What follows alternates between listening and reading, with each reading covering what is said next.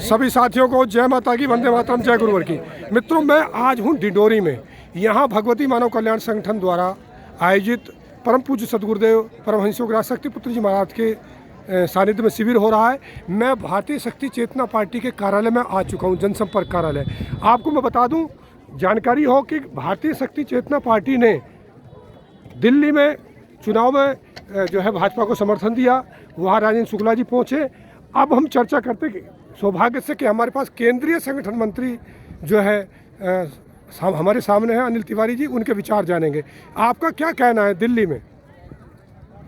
में चुनाव जो हुआ 2013 के बाद केजरीवाल को एक ईमानदार छवि देखकर लोगों ने चयनित किया था कि ये कुछ परिवर्तन करेंगे, मगर अब तक के जितने भी राजनेता हैं उनमें ये सबसे बड़े भ्रष्ट राजनेता के रूप में अपनी छवि निकाल कर आए और वहाँ की जनता त्राह त्राह करने लगी। भ्रष्टाचारी, दुराचारी, जिसको इनको जो भी शब्द संबोधित किया जाए कम है। शराब माफियाओं का इनको माफिया कहा जाए वो भी कम है। वहाँ की जनता को इन्होंने इतना बुरी तरह ठगा, बुरी तरह परेशान किया कि आखिरकार इस चुनाव में वहाँ की जनता ने उनको धूल चटाई।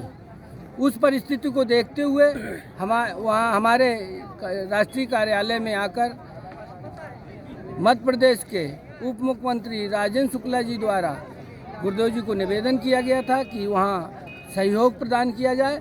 गुरुदेव जी ने उस विचारधारा को समझते हुए और इसकी भ्रष्टाचार की गतिविधियों को समझते हुए वहाँ परिवर्तन लाने के लिए उद्देश्य से भारतीय शक्ति चेतना पार्टी का कोई भी प्रत्याशी नहीं खड़ा किया और वहाँ भारतीय शक्ति चेतना पार्टी को समर्थन दिया। भारतीय जनता पार्टी को, भारतीय शक्ति चेतना पार्टी ने भारतीय जनता पार्टी को समर्थन दिया जी। और उसी के फलस्वरूप जहाँ पूरी मीडिया और समाज के लोग ये कह रहे थे कि एक बार पुनः ये रेवड़ी बांटकर फिर से सरकार में आ जाएगा, उसका ये सारी जितने भी छल प्रपंच थे वो धराशायी हुए और गुरुदेव जी की चेतना तरंगों के प्रभाव से भारतीय शक्ति चेतना पार्टी के अथक प्रचार प्रसार कर उनको जो समर्थन दिया सहयोग के प्रभाव से वहाँ पुनः एक बार 27 साल बाद भारतीय जनता पार्टी की सरकार स्थापित हो रही है और जो वहाँ डबल इंजन की सरकार बनकर एक अपनी जो केंद्र की राजधानी है राष्ट्र की, वहाँ एक अच्छा कार्य करना चाहिए,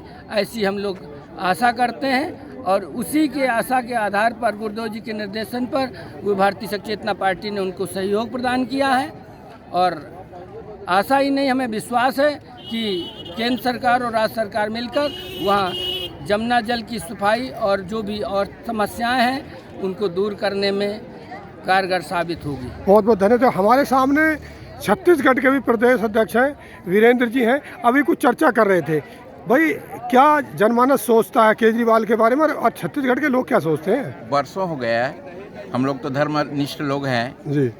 वर्षों से हम लोग टीवी के माध्यम से देख रहे हैं केजरीवाल जैसे लोगों को जी। और उसकी प्रतिक्रिया भी लोगों को सुन रहे हैं जी। क्या मन में विचार आता था कि क्या बुद्धिजीवी लोग क्या समाप्त हो गए हैं जी। क्या ऐसा लगता था कि इस आदमी को कैसे बर्दाश्त कर रहे हैं, दिल्ली के निवासी जैसे जी, जी, जी। कैसे बर्दाश्त कर रहे हैं और कब इसका अंत होगा। अब जब इसका रिजल्ट आया है आज ऐसे लग रहा है, पता नहीं, एक शांति भी लग रही है कि देश में पूरा ऐसा लग रहा है कि कहीं ना कहीं एक बहुत बड़ा जो अनर्थ होने वाला खुराफाती आदमी को सबक सिखाया। इसका जन कल्याण में हमारा भी कहीं ना कहीं हमारा संगठन और पार्टी का सहयोग रहा, इसके लिए अपने आप को बड़ा शांति महसूस हो रही है। भाई देखो, हमारे सामने एक कार्यकर्ता हो रहा है, अपना परिचय भी दीजिए और बताइए, आप प्रतिक्रिया भी दीजिए। मैं संतोष विश्वकर्मा, जिला सरगुजा छत्तीसगढ़ का भारतीय शक्ति चेतना पार्टी का जिला अध्यक्ष पद में कार्य कर रहा हूँ जी। और सभी का आप लोगों का प्यार इसमें मिलता रहे जी। और मानवता के सेवा, धर्म रक्षा, राष्ट्र रक्षा हमारा संगठन का मूल लक्ष्य है और नीति न्याय धर्म का धारा को समाप्त करना है, रावण राज समाप्त करना है, राम राज स्थापित करना है। बहुत सुंदर, बहुत सुंदर। हम सभी गुरु भाई धर्म योद्धा है। चलिए देखे, तो हमने आपको प्रतिक्रिया देखो सुनवाई और वास्तव में आज आवश्यकता है भारतीय शक्ति चेतना पार्टी का। मैं तिवारी जी जानना चाह रहा था, ये परम पूज्य सदगुरुदेव जी ने लोग प्रश्न करते हैं, पार्टी का गठन किया है, आप भारतीय जनता पार्टी को समर्थन भी दे रहे हैं, तो इसके पीछे का लक्ष्य क्या है आपका? देखिए, गुरुदेव जी का लक्ष्य है कि ये जो समाज है, ये समाज में जब तक तीनों धाराओं का बैलेंस नहीं होगा तब तक सात्विक तरंगे स्थापित नहीं हो सकती, सनातन का उद्धार हो नहीं सकता। इसलिए बिना धर्म के राजनीति बिल्कुल खाली है। जी। जो लोग ये कहते हैं कि राजनीति में धर्म का नहीं होना चाहिए, एक यही एक कारण है कि राजनीति को धर्मनिष्ठ लोगों की दूरियां जो हुई वही राजनीति को गर्त पे ले गई। इसलिए गुरुदेव जी ने 3 विचारधाराएं दी हैं, मानवता की सेवा, धर्म रक्षा और राष्ट्र रक्षा।